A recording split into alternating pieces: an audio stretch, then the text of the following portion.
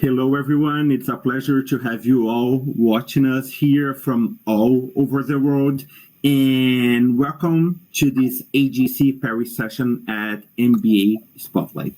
My name is Fernando. I have the pleasure to be your host here. And it's great to introduce you to Lisbeth, the Marketing and Recruitment Manager at HEC, and also Gabriel and Niha from HEC Paris, class of 2025. You will be able to ask all of them lots of questions that are pressing in your mind if you want to learn anything about the school, about the whole experience that you can have there. So we will begin with a quick overview of the full-time MBA program now offered by HEC Paris and critical information that you need to know to be successful in your applications. After the brief presentation, we will open up for Q&A, and I will do my best to have the team answer as many questions as possible. For everyone in the audience, we have two main ways to engage here. So on your screen to the right, you can see that there is a chat tab and a Q&A tab. The chat tab is for people to talk to each other, to talk during the session about anything that they might want. And the Q&A tab is where you can post all your questions and also upvote questions that you want to see answered. So I will be picking the most upvoted questions for the team here to respond. And as I said, we will make our most to respond as many questions as possible. If you have a question, just check the Q&A tab, and that's it. In addition to this session, it's important to say that you all will have an opportunity to connect with current HEC Paris students, like not Gabriel and Nihe specifically, but potentially other students as well. So come back today at 2 p.m. Eastern time, and we will have a couple of students there for you all to talk to them in the booth area. And now I'm going to turn it over to Lisbeth Corriveau. I hope I pronounced it right with my Duolingo French. It was perfect. Thank you, Fernando. Welcome, everyone. It's a pleasure to be here. So happy to present our program to you today. My name is Lisbeth. I'm one of 4 marketing and recruitment managers at HEC Paris. I am particularly dedicated to candidates who are based in Africa and Europe, but rest assured, I have 3 other wonderful colleagues who are dedicated to candidates who are based in other areas of the globe and who are happy to answer questions in the future if you explore the possibility of applying to HEC Paris. I'm joined today by 2 of our wonderful MBA students, Niha and Gabrielle, and I'd like to ask them each to introduce themselves briefly. Maybe you can each tell us where you're from, your pre-MBA professional experience, and maybe any aspirations or directions you have in your post-MBA career, and then we'll continue presenting the program. Niha, maybe I can start with you. Sure. Hi, everyone. Can you hear me? Yeah. Yeah, perfect. I'm currently part of the September 2023 intake at HEC Paris. I'm from Mumbai, India. Prior to my MBA, I think I almost did around 6 years of WorkX before joining here. My WorkX was mostly I did 1 year in consulting. I did not like that much. Sorry, all the consulting lovers, but yeah. And then I moved to Procter & Gamble. I worked there for 5 years in majorly supply chain operations. So I did multiple roles. And I think towards the end of my journey there, I started realizing that I have a very keen liking towards brand management, and therefore to change my kind of profession in terms of what I wanted to do in my future, I decided to join an MBA program and just learn the basics of brand management. So I moved towards HEC Paris, and I think post MBA, this is what I'm planning to get into. So trying to pivot my career towards brand management. Yeah, I think that's me. Thank you, Niha. Gabrielle, thanks for being here. Could you introduce yourself, please? Sure. Thanks, Lisbeth, for the word. And I'm from the same classroom of Niha. We are S23, the class of 2025. I'm from Brazil, Minas Gerais, but I've worked in São Paulo in the past 10 years before the MBA experience. and I navigated different industries and functions, such as operations, customer excellence, and human resources in fashion retail, marketech, and fintech. I had a great time at Nubank, Brazil, the most relevant startup of Nubank in the world, achieved more than 100 million customers in 11 years. I'm very proud about being part of the growth stage of that. And I decided to come to join HEC because I thought that the MBA would be the right path for me to enhance my skills and have opportunities globally. And I'm happy HEC not only give me the education opportunities here inside, I'm also going on exchange in my term 4 to the US, and I'm considering opportunities in advanced management and leadership. I'm still figuring out where I'm gonna find that, and I've already built my board of advisors helping me in this upcoming weeks to share more news soon, hopefully. Thanks, Gabriel. It's great to have you here. Now I want to start with just a quick recap on what HEC is, and then we'll get back to Gabriel and Nia sharing more of their experience at HEC. But HEC Paris has been around as a business school for a long time, delivering excellence in management programs for over 140 years. We're really proud because HEC is ranked number 3 in educating the greatest number of CEOs of Fortune Global 500 companies. So this is a data point that we're particularly proud of. Our MBA program is one of the degree programs that HEC offers. Maybe depending on where you're at in your search, maybe you use rankings. So for the MBA program at HEC Paris specifically, we're really proud of our ascendance in rankings in the last number of years. We're proud of our top rankings across different types of rankings, geographic rankings, different publications as well. One thing I would advise you, though, if you are using rankings as a narrowing down of your options, is always have a look at the metrics, because not all rankings will use the same metrics, and they could represent different values or ideas that you might align more or less with. And this can also help you choose the appropriate program for you, or perhaps a program that you want to explore further. Maybe I'll throw this question to just one of you, Neha or Gabriel. Who did either of you use rankings in your initial search, or did you just forgo rankings totally? At least I can tell for me, it was a mix. It was not the sole criteria. It was just the first path. When I was exploring the MBA colleges, that was the first check, like which are the top colleges in Europe, because I specifically wanted to move to Europe. So it was like a filtering criteria, not the sole criteria. And once I had filtered like top 3-4 colleges, then for me, the later part became important. What's the course duration? What are the course offerings? Which courses are very recommended at that college? Does that align with my post MBA goals or not? So it was a filtering criteria, not the sole criteria. And to decide, I think I used a mix of a lot of things: the website, the recommendations, the alumni network, XYZ. Yeah. No, thanks. That's really helpful. And I think it's what a lot of candidates, not all, use, but it is indeed a really nice filtering criteria. Now, again, more specifically about HEC Paris. So we have a beautiful, very large green campus located 17 kilometers just outside to the southwest of Paris in a small town called Jouy-en-Josas. This campus includes on-campus housing for our MBA students.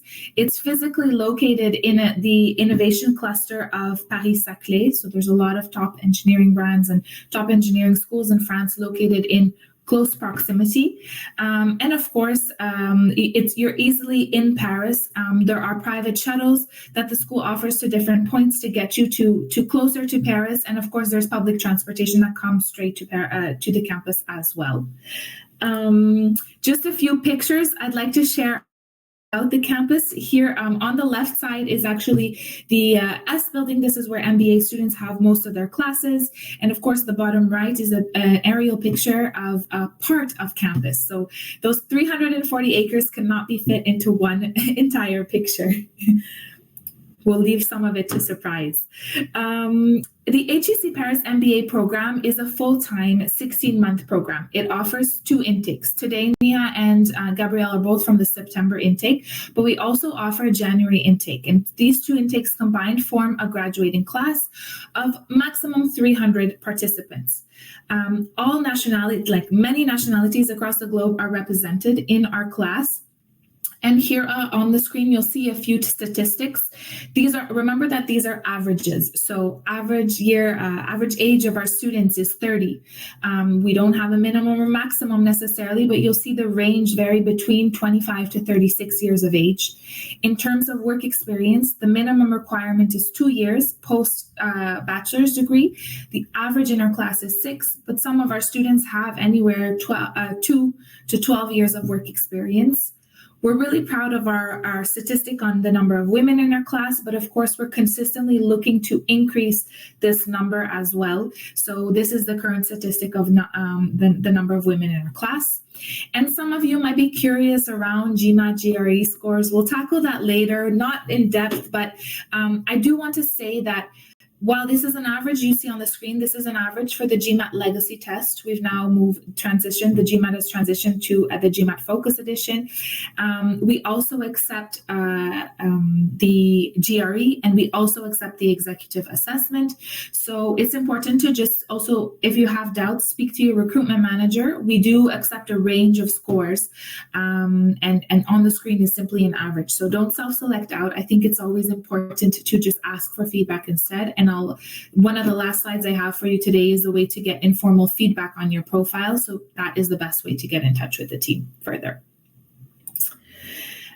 A little bit about the curriculum. So again, I mentioned the program is a full-time 16-month program. There are a lot of ways to customize your MBA, though no matter your intake, you're always going to start with 2 terms that are part of what we call the fundamental phase. This is a list of core courses that all our students will take.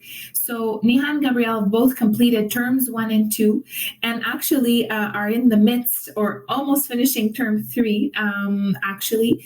And then we'll transition after the summer to their term 4, happening from September until December to finish their MBA program. So just to give a little bit of context. At HEC, it is possible to pursue internships during your MBA. These are not mandatory, and you will have summer months, July and August in particular, but could already start a bit earlier if you're a September intake student, to do an internship, or you can also do an internship at the end of your studies. In the customized phase, so this comprises terms 3 and 4, you will have the ability to customize according to some of your post-MBA career objectives. So one of these terms will offer electives. You can get your elective credits in different ways. And in the other term, you will be able to choose between going on a student exchange, an exchange abroad, and one of 7 specializations. I know both of you are specializing in different ways. So Gabrielle, could you tell us a bit about your choice, your customization choice for your term 4, your last term, please? Sure, Elizabeth. So what drove my decision was I've already took some courses in advanced management before the MBA.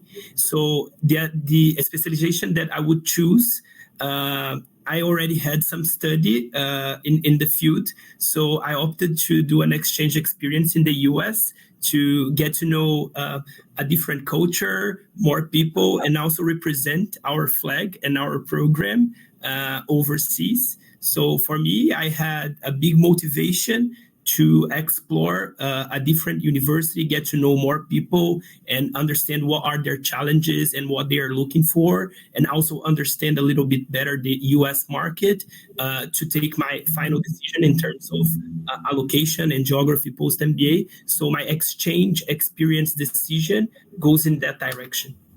Great, thank you, Gabrielle. And Niha, I know you're customizing in a different way. For your term 4, you're choosing a specialization. You mentioned you're on an internship right now, or you're pursuing an internship. Can you talk to us a little bit about those choices on how you customize that second part of your MBA? Yes. So overall, I think over term 3 and term 4, we have a lot of options to customize. So for me, after term 3, I was doing an internship for 3 months, and then I was back in September. The criteria for me was what I wanted to study. Per se, which is required for my post MBA thing. So I wanted to go into brand management, and strategic marketing is one of the very famous specializations at the campus. And I was very interested in going through that and doing those courses. So therefore, instead of an exchange, I decided to go for a specialization. And in terms of choosing, we get, I think, 7 options. Which will be very tailored to what you are interested in. So all the courses, all the specializations will have 6 to 7 courses covering that entire scope.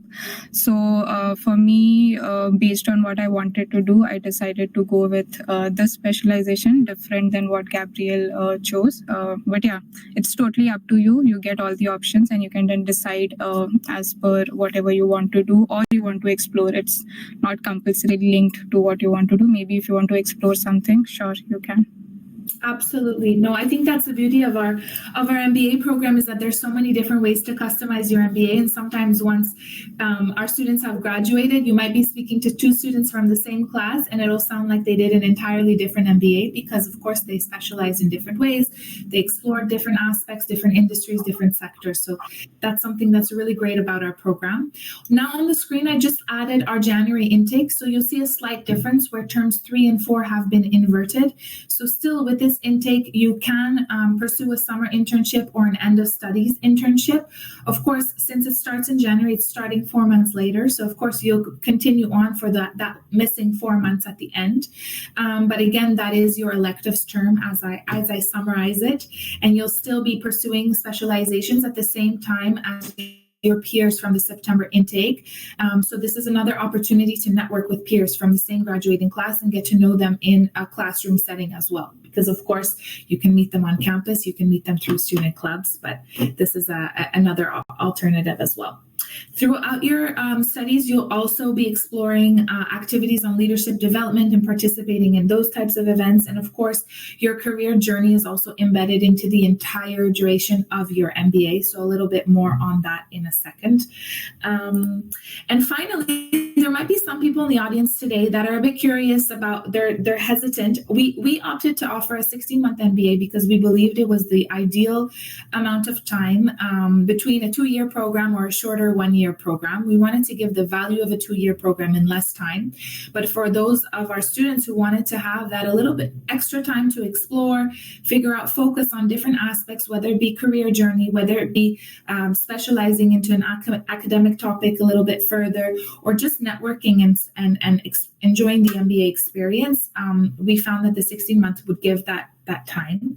Now, we know some people are a bit curious and they want to shorten it. So if you're interested in our January intake, our marketing and recruitment managers can always walk you through this a little bit. But throughout your MBA, this, no matter whether you're choosing the September intake, the January intake, or want to shorten your January intake, you'll have certain weeks during the calendar year where you do not have any classes. This is where the school also offers intensive elective classes. And so if you want to shorten your MBA to a 12-month option, this is possible if you join in January and if you take all of your electives during these weeks where you do not have classes and where intensive electives are offered. So it's a more intensive way of pursuing. It doesn't change the MBA experience, but it's really self-driven. And you certainly don't need to choose this from day one, though you might need to get started early on. So when you apply, you're still applying either to the September intake or the January intake. Just wanted to give that alternative option as well.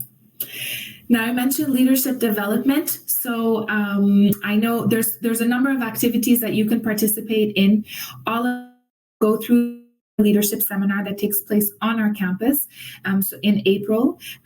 As well, in May of every year, HEC students host the MBA tournament, also known as MBAT, where they invite students from across the globe, other top MBA programs, to participate in a 3-day sporting event hosted on campus.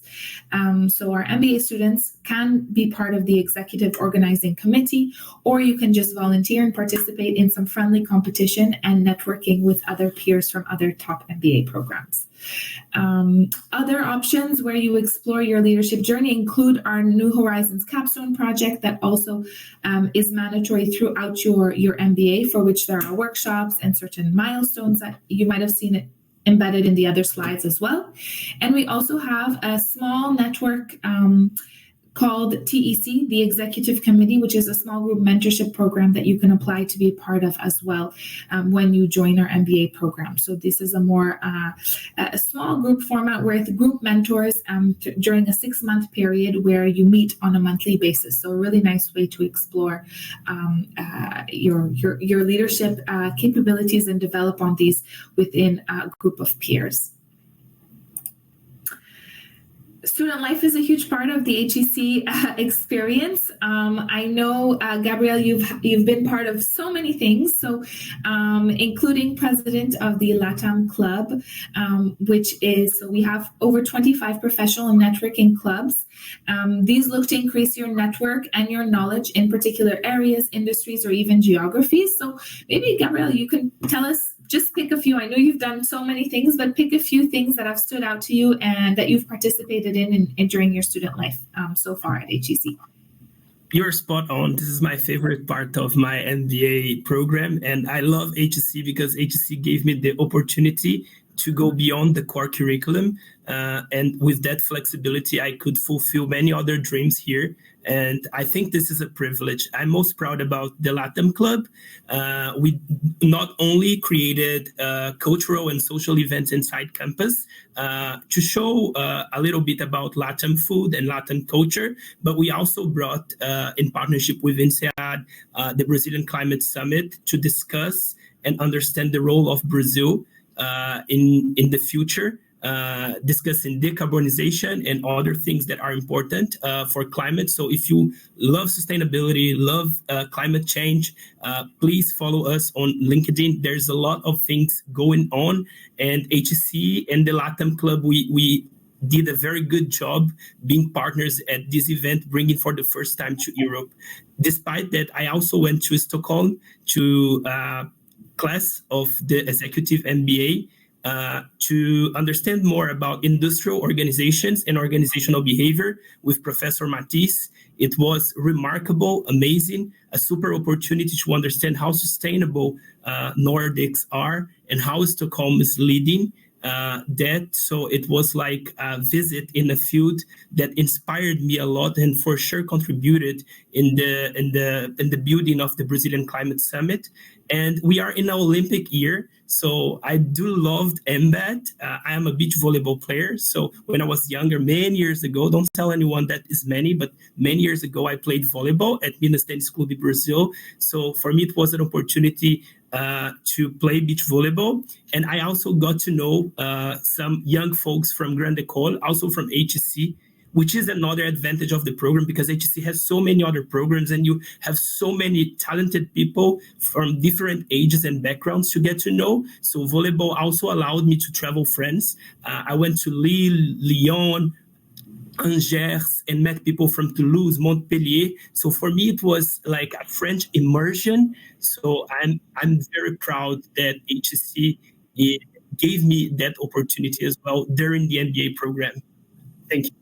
Thanks, Gabrielle. And I think you've touched on so many nice points is the fact that HEC is a business school and there's other programs. We also have an executive MBA. So you just mentioned that you've collaborated with participants in our executive MBA and been able to grow your network in that way. Through volleyball, you've grown your network with our students from our master's programs. And these, of course, are all international programs as well. So you're building a global network right there on campus through various events. So I love that, Gabrielle. Thank you for sharing those tidbits. And every week our students receive a newsletter with upcoming events from our student club. So just on the screen, I wanted to show you some really interesting recent events that have taken place. It just gives you a little taste of what life on campus is actually about and what you can expect there. So just a few snapshots. Now, of course, I talked about our Career Center, so I'll be quite brief, but our Career Center, of course, accompanies you throughout the MBA. That includes one-on-one career development coaching. There are 4 mandatory sessions. Of course, you could request more. There are over 30 workshops that are delivered by our career services team as well, called HEC Talents, every year. And of course, there are over 300 companies that come to campus and interact with our students every year, be it through recruitment events, on-campus job fairs, but also online networking sessions and internal job board. So you're well accompanied throughout your MBA experience, not to mention global treks. So this is a collaboration between MBA professional networking clubs and our career services and employer engagement team, where students will travel to different locations and visit different companies and network with these different companies. So, for example, in the past, the industry club has gone to the Benelux, the tech club has gone to Berlin. Just to give you a few ideas, retail and luxury club have gone to Milan and have stayed in Paris. So there's quite a lot of opportunities. Our consulting club have gone to the Middle East in the past. So just to give you an idea of those events happening as well. Post-MBA, a lot of people ask us, where do you end up? Our students end up a bit everywhere. It also depends on the year. These are our most recent stats from the class of 2023. That employment report is available online on our website, and you will find a few snapshots in time. So these statistics are taken within 3 months of graduation of that class. Maybe further down the line, those same students will have changed locations or jobs again. So again, it's important to take this as a snapshot in time, but it does give you a nice indicator of what our students go on to do in their lives post-MBA.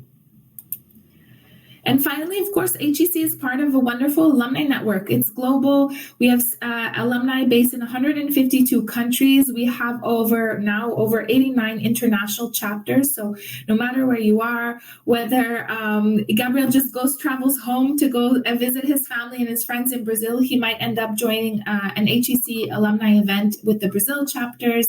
If Niha ends up going to there are 4 chapters in India, actually, if not more, and she travels back to visit family and friends, she can also always join an event. And then if they stay in France or go elsewhere in the world, there are always international alumni chapters that they can participate in, perpetuate their involvement in the HEC alumni community. Right now, we have over 70,000 members worldwide. And finally, I know I'll get to the Q&A very shortly. I know we're running out of time, but I did want to go through our admission process in a very few short steps. So on the left side of that slide, you'll see some hard requirements that are required for candidates applying to the MBA program. On the right side, this is a bit more nuanced. So I invite you to, we'll be having a session. My colleagues will be hosting a session, I think tomorrow, on admission tips as well with the GMAT Club.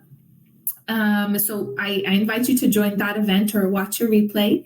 Our next deadline to apply to still the September 24 intake or even the January 25 intake is June 17th. And then we have monthly deadlines after this. The process for application, once you submit an application, is a 5-week process. So you get an answer very quickly within 5 weeks from the deadline date. And in between, you'll hear back from us to know whether you're pre-selected and whether you're moving on to interviews. And of course, with the outcome of the interviews, you'll get the final answer and the final outcome. After this, we hold a scholarship jury for all admitted students. So it is important to apply and submit a strong application from the get-go. And of course, this is where a marketing and recruitment manager such as myself come and can help you through this process and give you a few guidelines on what we look for in candidates and how we look at the application process itself. Now, the fun part, the funding, I'm also happy to share that we do offer scholarships at HEC. So some of our scholarships include the Excellence Scholarship, but also diversity scholarships. And for women, we're partnered with the Laidlaw Foundation, and we are a proud member of the Forte Foundation as well. Of course, many of our students will rely on international loan providers and bank loans, so it is important to look into some of these options, and there's more information available on our website as well. And finally, I'll leave you with this QR code before I stop sharing my screen and get to hand the mic back to Fernando for the Q&A. But this QR code will allow you to connect with the recruitment team and get personalized feedback on your profile. So I look forward to connecting further. Gabrielle and Nia are still here for questions, so don't hesitate and send us questions in the chat. Thank you.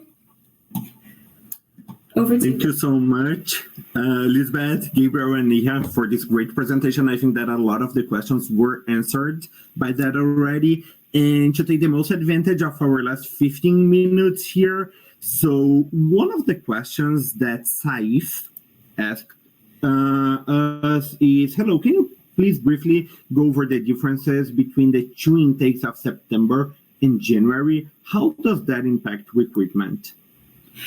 To be honest, it's a very good question. Thanks, Saif, for this question. There's not really a difference in terms of recruitment for September and January.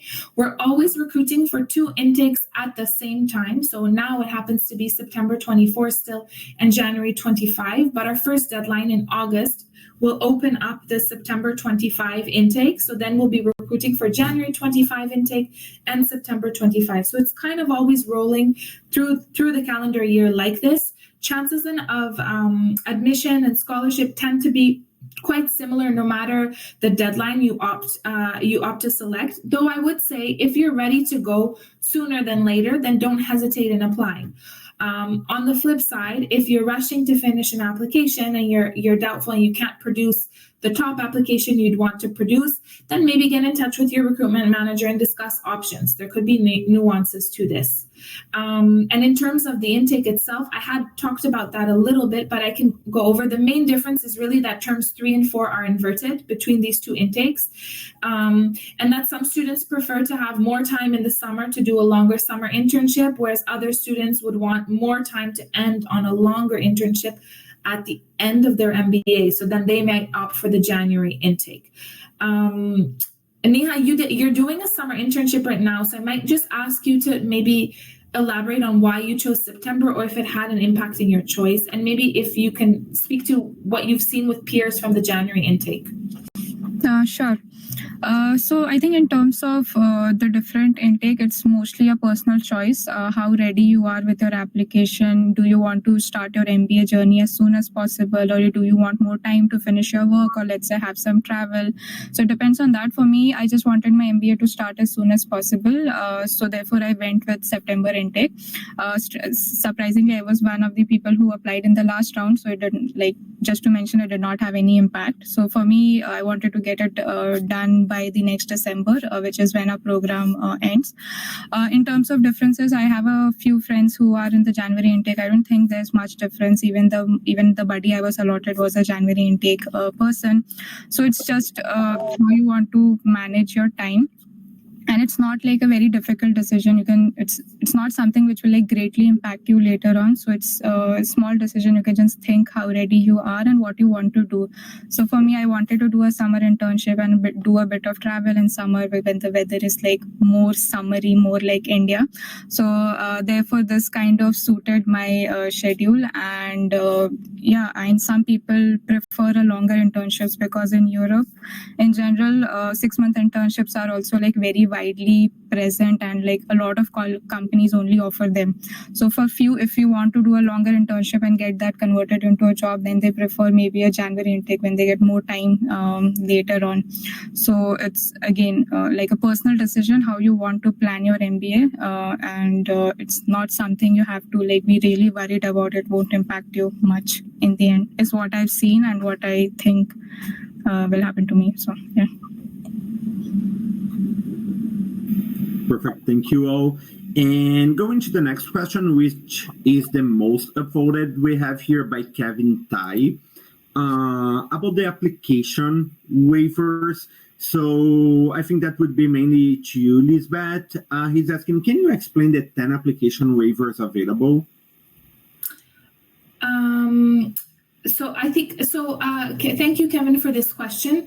Now, I think Fernando and I we were discussing this before the session. It could also be an agreement we have that HEC has with the GMAT Club. So maybe the GMAT Club can provide more information on this following the session, more in a written format or under this. I do know that we do offer admission fee waivers to Forte launch participants. So if you are a member of the Forte Foundation, you can apply for an application fee waiver. Kevin, I realize this might not answer your question entirely, but I do think we need to go back and just clarify this otherwise. And we won't forget about this, but I will follow up with the GMAT Club team, and hopefully the GMAT Club team can provide more information in a wide format. Yeah, amazing. Going to the next one. So we have here a question from, let me see if I pronounce her name correctly, Palaniapan. I hope that's correct. I'm sorry if not. What would be considered a competitive GMAT focus score? And that answers many questions we have here about a potential minimum score, competitive one, and how would AGC look at that data point? Yeah, I would say we don't officially have a minimum GMAT score, or GMAT, and here I'm talking about the GMAT focus score. Initially with the GMAT legacy, it was a 690, so if that's converted, it would be in the mid 600s nowadays for the GMAT focus. I would say anything above the mid 600s and higher. Now, if we're looking above 700, that's considered highly competitive. So that's great if you can get that. I don't want to discourage others who are not scoring that.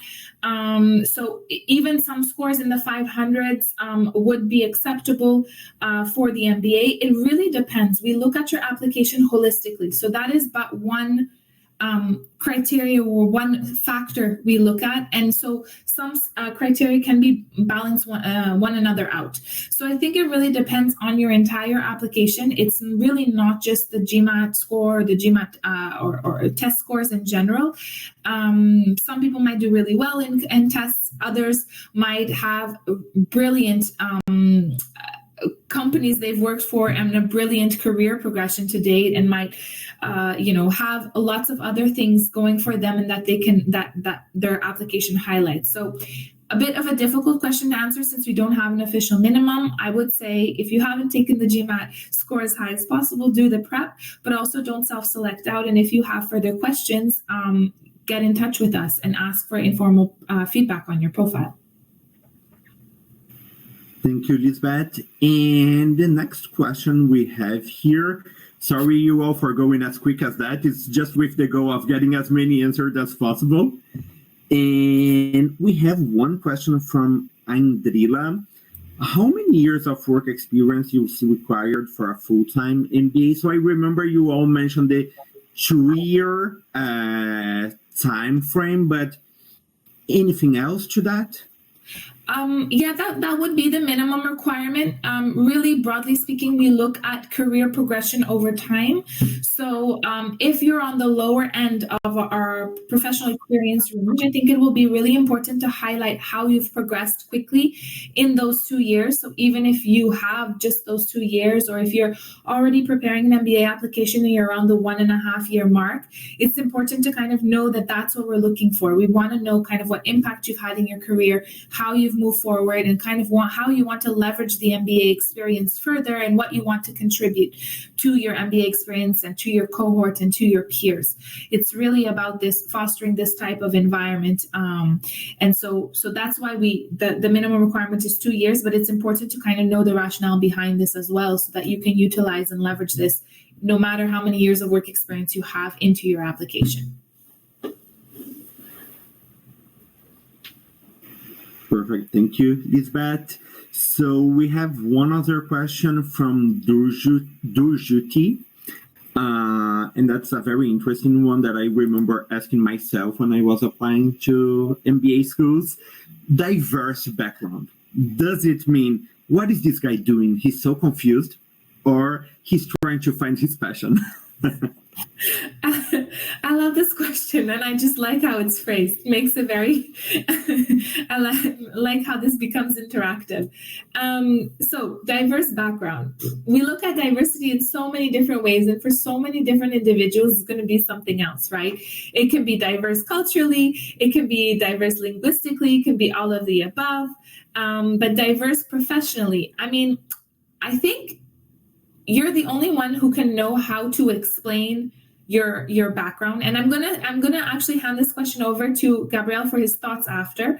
But as long as you can explain through your application how these different things are connected, even if you were trying to find out what you like doing, it might also link back to why you're ending up at this moment and applying to an MBA program, and why maybe our MBA program speaks to you and your values and what you're looking for. So I don't think it's all about, it's if you cannot connect the dots for the reader, for the jury, then it becomes, this guy might be so confused. But otherwise, I think it's perfectly normal for any professional looking to pursue an MBA to have searched a little bit and to continue on that exploration journey. Gabriel, I don't know if you want to add anything to this. I saw you chuckling. I love this question because I'm a scholar of diversity, so it's a subject that I'm happy to talk about, and I have a nonlinear background, so I can help you with that as well. I think lots of people came from consulting or are going to consulting when we talk about MBA, and at the end of the day, what they do is deliver services for various sectors, industries, for different functions. And at the end of the day, if you have that kind of experience before, it's all about how you create a story. Because I've remembered that from fashion retail to fintech, what I experienced was like leading people, and I was scaling operations. So basically what you need to try to understand is what points are common from these experiences, and how could I transfer knowledge from one sector to another sector. And if you are good explaining how you could gather the learnings, transfer knowledge, and create value from that, you're good, because this is what consultants overall do with problem solving. So there are many ways that you can ensure that you create value without being confused or something like this. It's all about how you create your narrative and how you can take all of these learnings and transform in assets or value for the next organization that you jump. I think when I think about like the future of work, I see people moving from jobs because the reality is changing. We have artificial intelligence, so many transformations in job roles. So to me, it's more about your ability to learn fast, to adapt, and create a brighter future to your next job. So as long as you have that mindset and that ability to see beyond the number of companies or the number of sectors that you have already worked, is that what kind of skills do you have and how can you transfer them for your next job? That's how I see. I don't know if you guys agree with me. I think that was really nicely summarized. And I think Neha agrees. Well, she's nodding. So.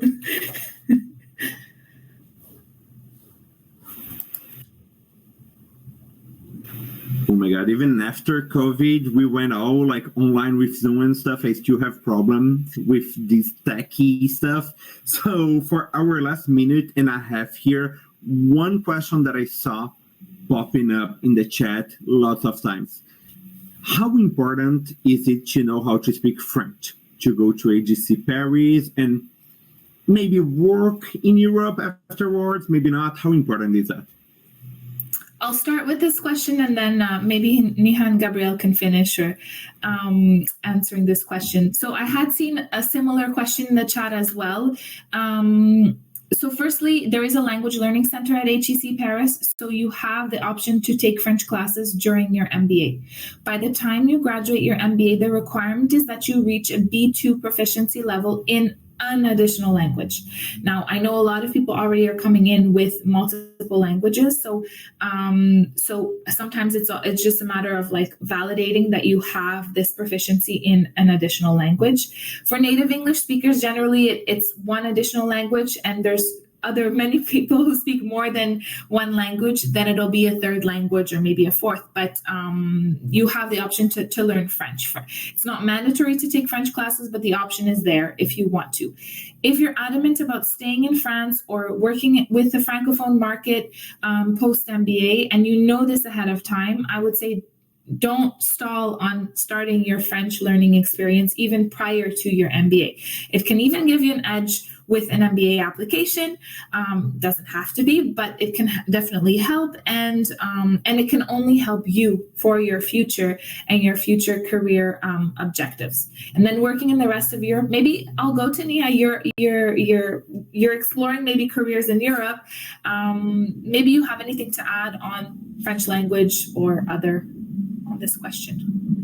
Sure. So I think as per me, there are two aspects. First, if you're actually interested or not, if let's say you are genuinely interested in learning a new language, then there are a lot of options even at campus. So for example, in the first term, I decided to explore French just to understand maybe the signs, billboards, just to have a basic conversation at the markets and supermarkets.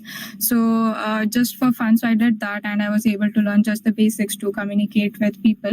But from a compulsory standpoint, no, it is not mandatory at all, because again, it depends what you want to do. If you want to work in a French startup or in a, let's say, very French or a small based company where maybe the language of instruction or communication is French, then maybe yes, you need to learn. And to learn that, you will get a lot of options. Either you can learn beforehand or come and join the language center, and they have proper tutors and stuff who will take you through an exact level. They will first assess you which level you are at, and then they will teach you the remaining. So in terms of if it is required or not for normal living purposes, but for exploration, you can obviously do basic fun learning. For example, I learned the basic phrase that vous parlez anglais, vous ne parlez français, which means I cannot speak French, I can speak English. So it's just like just to interact with people and just tell them that I cannot. But I think from a careers perspective, it depends. So if you want to work at multinational companies, then it's not specifically a requirement at majority places. Some companies do prefer some basic communication because there might be local clients with whom you want to interact. So it depends what kind of work you do. So right now in my internship, I do not speak German at all, but I am interning at a startup, and the mode of communication majority is English, though few regional people do talk in German. So those are the kind of things where you'll have to adjust. Either you will have to adjust or you'll have to adapt. So it's a choice. If you want to be more interactive or just more, you want to get more involved, then you can learn that local language, local culture. And obviously it will give you an edge in those companies where it might be a compulsory requirement. But from a compulsory mandatory standpoint, it is not, definitely not. It should not be a barrier for you to come to Europe. I mean, it is not right now a barrier to me. But for fun purposes, I decided whatever French I knew, that is enough for survival mode. And since I want to work majority in Germany, right now I'm thinking of learning Germany. So I'm currently doing my A1. So yeah, it's up to you, totally your decision. Just don't be worried that this will like hold you back or something. So thank you so much, everyone. I'm sorry I'm going to have to end this session to jump to the next one, but that was great. Thank you for everyone watching. Merci beaucoup, Lisbeth. Boa roda, Nia. Muito obrigado, Gabriel. And thank you all. Hope to see you in the next sessions that we have between today and tomorrow. And thank you once again. Have a great day, afternoon, or evening, wherever you are. Thank you so much, Fernando. Thanks, Nia and Gabriel. Bye, everyone. Bye, everyone. Thank you.